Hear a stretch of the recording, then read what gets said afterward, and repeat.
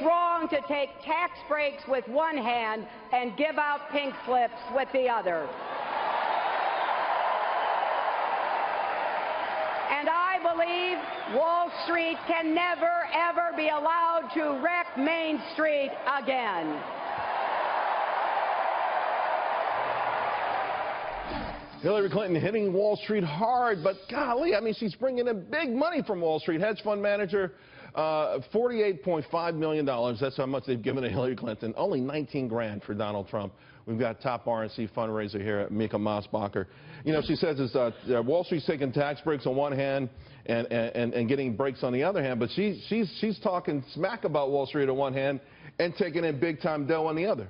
Yes, and she's walking a really fine line, especially when she takes $675,000 from Goldman Sachs for 3 speeches in 2014. Gosh, if you break it down, that's $4,000 a word.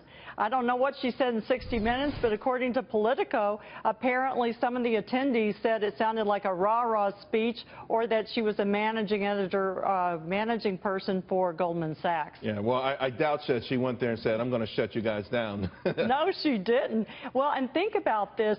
Larry Fink of BlackRock, with $4.6 trillion under asset management, has said that he agrees with her new tax plans to cut short-term capital gains for exception. So what does that tell you? There's some hypocrisy there. You have Hillary Clinton, who's the 1% elite in terms of income in the United States, acting like she's going to champion the middle class. This is a double standard, and I think it affects her credibility. There's no doubt about that, listen, it's going to be ultimately up to the voters if they believe that she would actually be tough on Wall Street. By the same token, I don't think voters believe either party will ever be tough on Wall Street. I mean, she did make the point that Wall Street was bailed out at the expense of Main Street. That's what bugs me, Mika. I don't think either political party will ever break down, will ever say, Wall Street, you know what, you make risky bets, you eat your losses. Never share them again with the public. Yeah, no, I agree. And I think that what we're seeing is Hillary Clinton will be softer on regulations. She's certainly outlining that in some of her tax plans. So I think she's saying one thing and doing another. I do think that Donald Trump really does resonate well with uneducated, hardworking, Rust Belt, middle-class men. Right. And I do think that he will be serious about getting Americans working again, especially cutting regulations and bringing jobs back to America. Hillary's tax plan, according to the Tax Education Foundation, would cut $300,000 jobs and lower minimum wages.